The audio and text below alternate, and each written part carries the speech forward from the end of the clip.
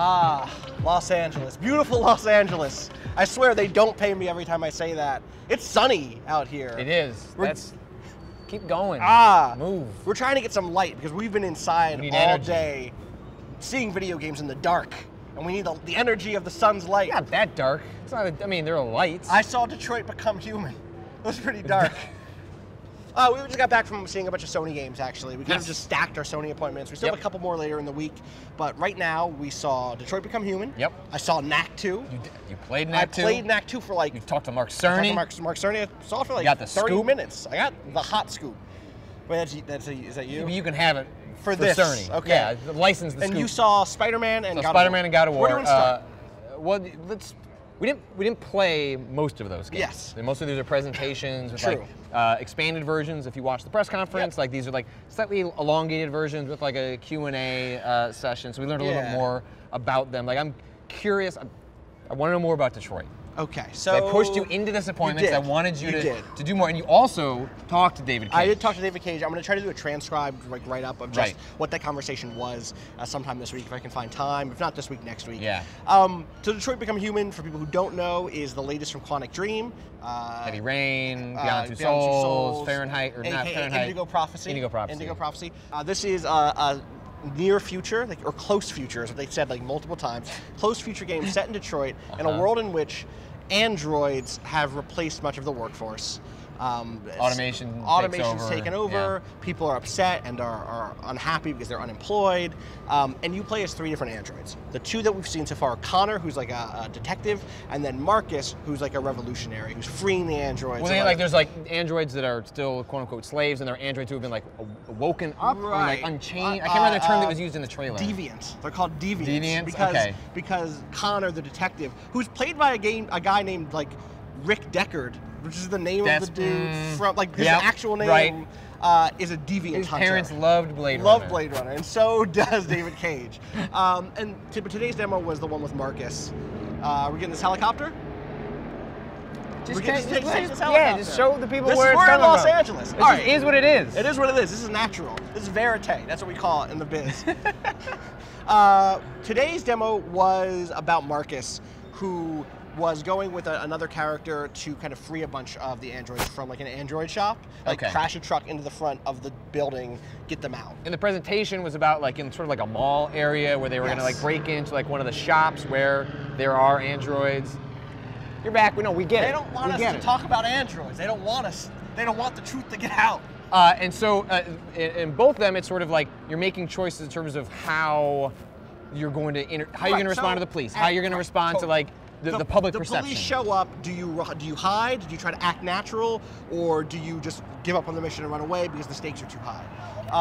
And then like, hey, you have to deal with a drone. How do you deal with it? And there's some cool stuff in terms of pure problem solving and like kind of puzzle solving, if that makes sense. Where like you don't just hack the drone and the drone goes away. Instead, it does a thing where like, oh, I can see where the drone's path is, and because you're an android, you go into like android vision. They call it the Mind Palace, where you can see all the androids' motions and then do like precognition. It's like, what would happen if I jumped up to that ledge and then to that ledge? Oh, so rather than like this fucking helicopter.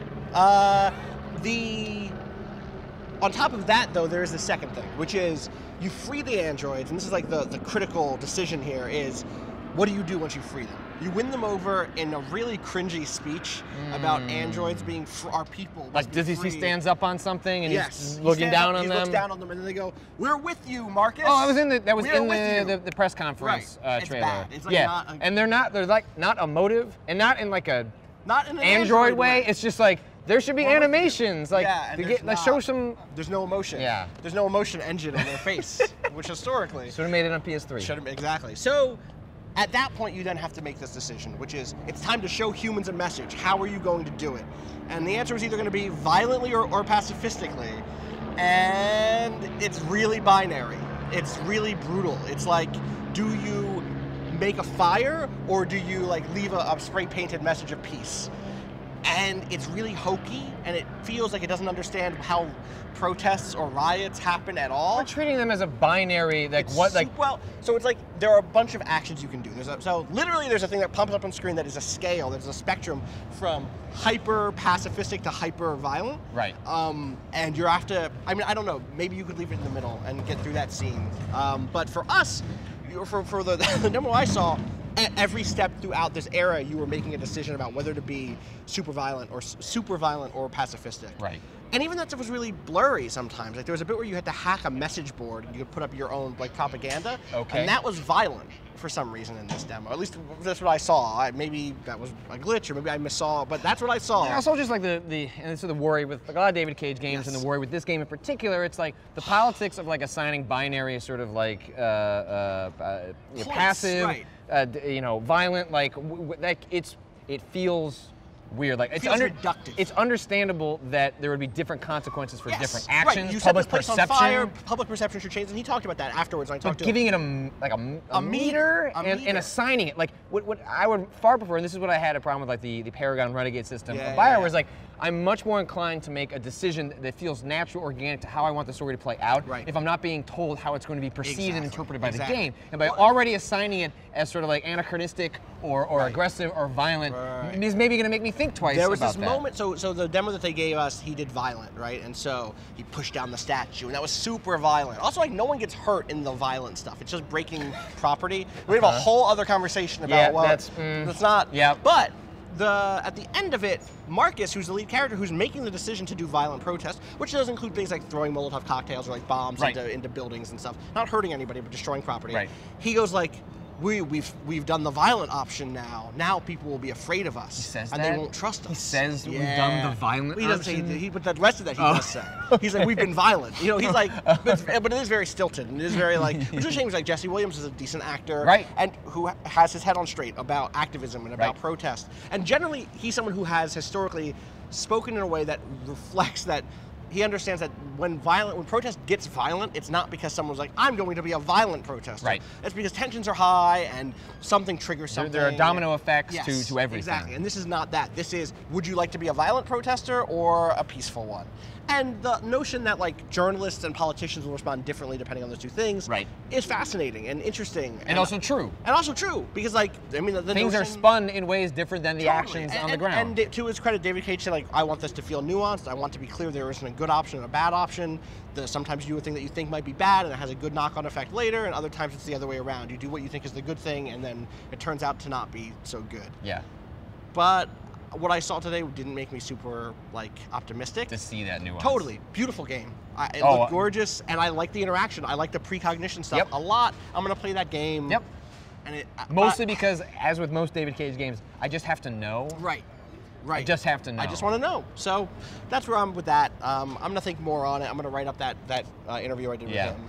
What about you? You saw God of War first. Yeah, they showed God of War. They showed like a slightly extended version of the trailer that was at the press conference, but like no hands-on, like no like a better. Did they do a guided demo? Did they? No guided demo. So no gameplay. But they talked about the intention. We talked about on the podcast sort of like not really feeling the trailer, and so Cory Barlog, who has worked on the series in the past and is back for this one, kind of walked through like their intentions. And one of the takeaways from last year's trailer for the team was that fans were worried, like, well, how does combat work? And so they were trying to weave into this trailer a little bit more like, hey, it's God of War combat, which was not what we responded to in the original trailer. So I get this is getting more in like the nuts and bolts. I actually had a chance to talk to him for about 10 minutes because one of the things I picked up on in his presentation, one of the things I picked up on last year, like one of the things he told me last year when I chatted with him was like, I didn't want to come back and make a game that was like one of the old games. Like I wanted to go back to God of War, but it had to be like fundamentally different in some core way. And one of the things he talked about last year, and one of the things that he went into more in depth this year in our conversation, was that how much of an effect like having a child has had on him. Like he has a 5-year-old son. Okay. And the nature of having a kid, you end up seeing just the world differently. And like one of the things we talked about this on the podcast was. Maybe Kratos is just a bad dad, bad guy, bad person that doesn't necessarily have to have a redeemable arc. Like he doesn't necessarily like have to change to become a good person. Like maybe it's possible. Like that's just a game in which he's just a bad person, and then we, the viewers, see him being a bad person. And that's what I posed to him. I was like, I don't know the full context of the story. I don't know exactly where you're taking it, but like. maybe he's just bad, and like every story doesn't have to be that like maybe they can change. Right. And he said, well, one, I don't subscribe to the nihilistic viewpoint that people can't ever change. So he's like, philosophically, I cannot make a game with a character who he's like, you know, just people I know in my life, like, you know, he's like, you know, not saying he knows a Kratos, but in the spectrum Listen, man, I think we all know a Kratos. We all know. Go ahead. Yep, that's again separate video. Yep.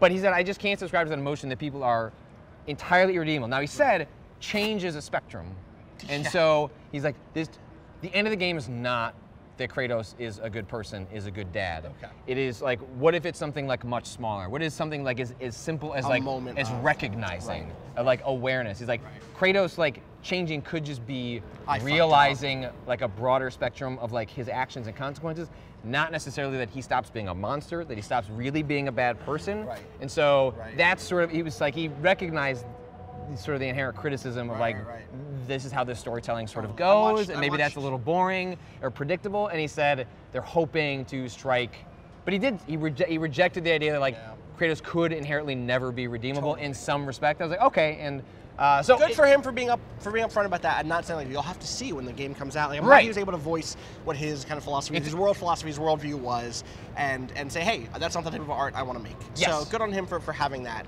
So interesting. You know, I think we can still kind of tell like what that kind of game is going to play like. They did. I guess I didn't notice in the trailers, but like there is some sort of the game is tracking. Not rage, but like there's like an interaction between you and your son that like. How you treat him, how you are paying attention to him is tracked by the game in some degree. And like, in some way? I don't know. Like they were very cagey about like how that plays, but they were saying like your relationship with your son goes beyond just like the story beats and the cutscenes. Okay. And so I remain curious, especially as someone that really likes these games. I like what they're trying to do. Yes. And Corey, he spits a good game, so it's like I want to see what he does with this. Did they connect it to previous God of War games at all in any way? Did they say, hey, this is like a direct sequel? It is. I mean, it is a continuum from the previous games. They're sort of like purposely leaving out like, what happened in this. That'll be a Vita. Probably won't be a Vita game. In the past, it would have been a PSP or a Vita game that connected the dots. These days, now it's a cutscene or an app. Yeah. So I think that some of those gaps that we filled in also maybe sounds like they'll leave some of that blanked, like to be interpreted by sort of like the passage of time. Sure, so I'm into that. Yeah, I remain to be interested, and like, you know, anything else, I'm glad they seem to be trying to do something a little bit different with the series. I'll let you know, I feel like you got the thing that maybe people wanted to get hands-on for action, the hard-hitting, kind of tactical combat, explosive energy. I got the best action game at the PlayStation booth this year. I shouldn't laugh. I played some Knack 2. Because you're about to lay down some Knack 2. I'm about to Knack is back, baby. It went away? Knack, well, you know what? He was always here with me. I didn't love the first Knack. We joke. Nobody loved the first Knack. Some people liked the first Knack. Sure, that's probably fair. It was like, in Mark Cerny's words, a family-oriented game. It was about getting people into games for the first time. It was the sort of game where you could give your kid a PS4 or give your dad a PS4. A simple platformer that also functioned as like a technical demo. Exactly. A technical demo for all the moving pieces that you could show with the PlayStation 4. Knack is a little creature. He grows to be a big creature because he picks up new pieces.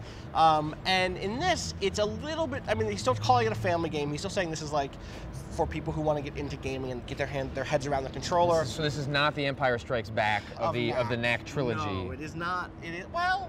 Did you ask him if it's a trilogy? I didn't. I fucked up. He wooed me with his knowledge of Knack and platformers. We talked about his Knackology. His Knack, exactly.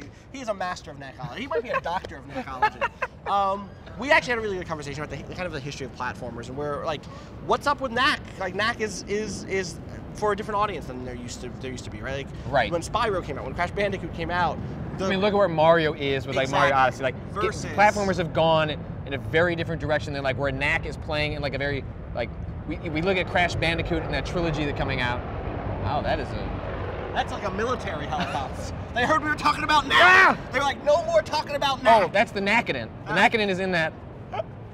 He's in the plane. He's in there. So, but the thing I'm trying to get to is that actually Knack 2, one of the things that they wanted to do, one of the things that they heard about Knack 1 was like the combat is super basic. Yes. There's even a joke line in there. It's like, oh yeah, you saved the world with 3 punches and a kick or whatever, right? Which is like, yeah, okay. This game has skill trees. All right. It has like extra bonus moves. Good. I was doing the sorts of things that it's not Devil May Cry, Right. it's not God of War, but I was like using Knack's big arm to grab a dude and pull him in. It keeps you interested. And I did a flash kick, and then like did like a rolling charge at him afterwards. Right. And like comboing things together in that way. Like the idea of like there could be a game that you play like with your kids where you can remain mechanically engaged, even if the game doesn't necessarily require like you a parry. to engage with all of that stuff to progress. Well, and I felt at home in it. There was a bit where he was like, oh, and up here is where you do that. I'm not going to do a Mark Cerny voice. That was mean. I like Mark Cerny a lot. He's like, up here you can do a parry attack, or you do counter attack with a parry. And as he was saying it, a guy shot an arrow at me, and I just like, instinctively was like, oh, L1, and like parried it back at him, and like that's shot it. And he was like, oh, you did it. I was like, yeah, action games have taught me that's how I parry, and it just worked. It just totally worked perfectly. And a lot of the combat was actually really fun and colorful and bright. And I actually had a really good time with it. The platforming was really responsive. The puzzle solutions of like, are you big Knack, are you little Knack, were really good. And they made some changes that I think are really smart about showing off what the fantasy of their setting is, right? So like, I don't know if you played a lot of the first Knack. Nope. Okay, well, in Wait Knack, for the PlayStation Plus Knack. Okay. Come on, add it. You got extra artifacts, which are the little cubes and triangles and stuff and cones that made you a bigger Knack. And when you got hit, you lost those. Right. And there were sections like the rings in Sonic or something like that. Totally. And there were sections in that game where they gave you so many that no matter what, you get to be really big. Right. But you always were at threat of getting tiny. In this, once you grow inside of a level, you're going to return to that size. You still lose, as you lose health, like you lose size. Yeah, it's like Katamari. Except here, Nakamari. It's Nakamari. They could make that happen. They should make that happen. There'd be like I'd play that game. I'd play that game. So there was one level in which I kind of went through the whole level as like a 5-foot Knack up to like a 7-foot Knack, and then you kind of get kicked out of that place and have to work your way back in. But when you go out, you find a bunch of artifacts. So you come back in a 17, 18-foot Knack, and it's like, oh, this is like, I'm just going, barreling through these guys. And unlike the first Knack where you're fighting characters in the first Knack, they're like kind of level up with you. So if you get big, you're fighting big guys. This is like, no, you're still gonna fight a bunch of little guys. Just like kick the shit out of them. That Mark Cerny did not say. And then you kick the shit out of them. Like no. But it was really good. I actually had a really good time. Bright and colorful. There's surprise, like for all like our like you know bullshit around Knack. Like what I'm saying is Knack to Knack. Back to back, a charity stream featuring Patrick Klepek and Austin Walker. You feel better about it. I feel good about it. Because like you get to Knack 2 and you're like, here's a tiny touch. That's like hey, explain the co-op thing. The way, So it's a co-op game, drop in, drop out. You just hop in at any time. Local, online. The only way to do it is to do the share play. The share play thing. Mark Cerny was like, with share play, you can just do that and it works. And okay, I've heard that. That's cool. The way it works is like Knack is a big blocky guy of like gold and khaki and or tan cubes and red and blue cubes. And when you have a new player drop in, all the red cubes go into one Knack and all the blue cubes go into the other Knack. And so they're like color-coded. And then when it's a cutscene, they just reform into one Knack. And like in the lore of the Knack universe, they're both Knack. Knack is powerful enough to split into 2 Knacks. Oh. So you're not 2 different characters. You're just not Knack. You're just Knack. We're Kids Knack don't together, have to fight over who's Knack. You're both Knack. The QuickTime events, where both players do the QuickTime events and have to get them right. Okay, all right. Also, here's a note. Here's the thing I liked about these QuickTime events. I'm saying this in 2017. The buttons correspond to what they're supposed to correspond to. So there's a QuickTime event where it was like you do like the flash kick and then you do the body stomp where you like splash down.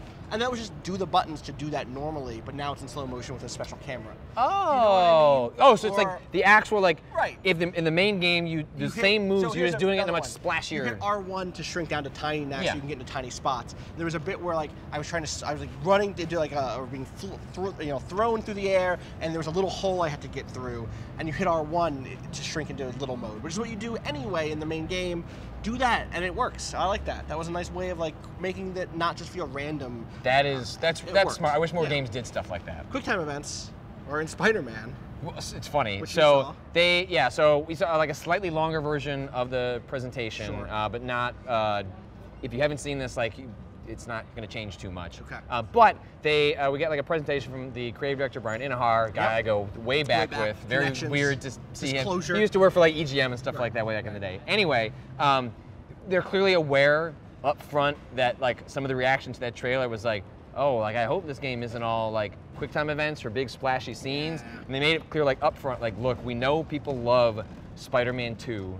The video game for PS2, which is like the definition of like the previous definition of like the best Spider-Man game that like nailed. For a while, it was like the best superhero game. Yeah, it was like, oh hey, there can be good superhero games, not just licensed trash. It mechanically found a way to present Spider-Man, and to present Spider-Man mechanically, like core to that is to be able to go throughout a city and explore and like just feel like you're Spider-Man. Totally. So they were like very upfront saying like the vast majority of the game is exploring a giant city in which you get to poke around, see things, play with things. Like did you see any of that? No, they were just kind of giving. They gave us some examples, like, hey, we're swinging around, like you'll see some stuff happening on a rooftop. Like you can start to imagine how that stuff puts together. But like, and they said they spent a lot of time making sure that when Spider-Man spits out his webs to like swing around, spits them out of his hand, hand spit. Yeah, I got Is it? Look in the Marvel-verse. Yeah, it's deep cut. Yeah. And well, they didn't want it to just be like where he's like just shooting them in the air and the game is just like he's like they connect. They connect to the buildings every single time. Like that is how they built. Like it was a small touch, but I think says a lot about the kind of game that they're building. Totally. And they said like one of the things we talked about in the podcast was how Spider-Man the trailer made like a big moment of like Spider-Man is trying to save the people around him is a result of the bad guy, right. The result, like the consequences of his actions. Like if he hits a crane and the thing falls off, like he's going to try and grab that. And so he said the trailer was trying to show that, but then mechanically that will be represented by like there won't be moments where like you hit a guy off a roof. Like they're building systems in which like that shows up in that fight. Yeah, there's very briefly one. He's like they have like one of their big things has been like making sure that it's represented throughout the game. Like Spider-Man will not kill someone. The Batman system. I think there will still be moments where like I don't think Spider-Man's gonna like take a head and like smash it to the ground or like suddenly have a Batmobile with like a Gatling gun on it. Maybe. So I don't think it's like that. I mean, I think there's still like he's gonna crush the dude that you might think like, well, you might have a concussion, but like it's not going to throw a guy off a roof, stuff like that. They're very conscious of that. They think it's the core to the character. And one of the questions I did ask was like, I'm sure you're not talking about like the connection with Miles, but like one of the biggest reactions to that trailer was the Miles like a nod to Miles. And I was like, my guess is one that you're not putting a nod to that just as a nod because that would be bad. So, and I said like, if you are doing that, don't rethink that. Right. You got time. This game isn't out until next year. Fix it. But I was like, even though you're not saying the context of like how he presented the story, like discuss like the importance. And like they said, like one of the reasons they wanted to include that was like Peter Parker is historically what people identify with Spider-Man, but for like a young audience, especially like certain types of audiences, like Miles is their Spider-Man. Like Miles is them and represents Spider-Man to them, and they want him in the story. And there were a lot of heavy insinuations that he is going to be a core part of that story. Like there even seem to be some insinuations that you might be able to play as him. I don't want to like put words in their mouth, but there was definitely like as much as they could say wink, wink, nod, nod, that like it's going to be like that was put there as a like stay tuned, but like they're taking it seriously, and like that's really exciting. Like that could be a part of it. So I'm excited, like open world Spider-Man, like Miles, like they're saying all the right things. And also, one of the things they said was they're like trying to go deep into like the rogue gallery. Like it's not just Dr. That dude that we Octopus. saw, I didn't even know who Mr. Negative, like whatever. I love Spider-Man. I grew up reading Spider-Man comics. I don't know who Mr. Negative is. Yeah. I'm happy about that. I don't want to fight Rhino again. I fought Rhino, Patrick. I fought Rhino so many times. Shocker, I'm done with you. Electro Man? Electro Man? That's not right. That's close. He got the stars on his face. Yeah, it wasn't. Jamie Foxx played him. Yeah, Jamie Foxx played him. I fought you. Mysterio, maybe. Mysterio could be fun. So I think they're saying like there will be there's a heavy mixture like stuff that people have seen before, but also they want to like just to show people something new. Good. Yeah. It's like here are some other sort of characters. So I'm saying the right things. I'm excited to see more, and it sounds like really soon we will know a lot more about what that game is. I'm excited to see more about that. I think it's going to do it. We didn't see anything else. I saw like Star Child very quickly, but we'll talk about that stuff on the podcast. Yeah. For now, that's going to do it for us. As always, check out youtube.com/WaypointVice, waypoint.vice.com for everything we do. We'll see you soon with some more stuff. Also, twitch.tv/Waypoint every night this week for... every night? Tuesday, Wednesday, Thursday for the podcast. Every night. We're never stopping. Every podcast night, forever. Dinner and podcasts. I don't know a word that's the opposite of Breakfast and Battlegrounds. It's dinner and podcast. Dinner and podcast. Twilight and podcasts. I'm not going to get there. We got to get out of here. I'm going to go. That's going to do it for us. Peace.